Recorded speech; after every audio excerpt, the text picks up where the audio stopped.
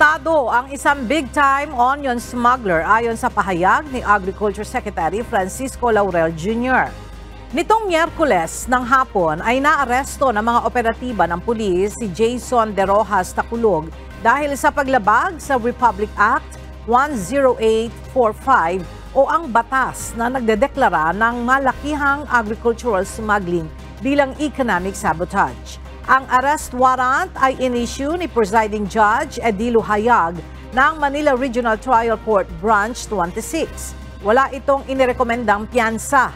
Ayon kay Secretary Laurel, ang pagkakaaresto kay Taculog ay umpisa pa lamang sa ginagawang pagtugis ng pamahalaan sa mga smuggler at nananabotahe sa sektor.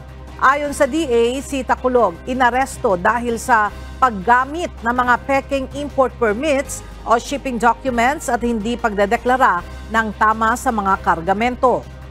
Kung mapapatunayang guilty, posibleng makulong ng habang buhay at pagmumultahin. Noong December 2022 hanggang January 2023, nakumpiska ng Philippine Coast Guard at BOC ang nasa 78.9 million pesos na halaga ng mga agricultural goods na iligal na ipinasok sa bansa sa pamamagitan ng Manila International Container Port. Nakakonsign ito sa Taculog J International Consumer Goods Trading. May kukonsidera ang large-scale agricultural smuggling kapag ang kargamento ay hindi bababa ng halaga sa 10 milyong piso ng bigas o kaya'y hindi bababa ng 1 milyong piso kung ito ay asukal, mais, karne ng baboy, poultry, bawang, sibuyas, carrots, isda at gulay.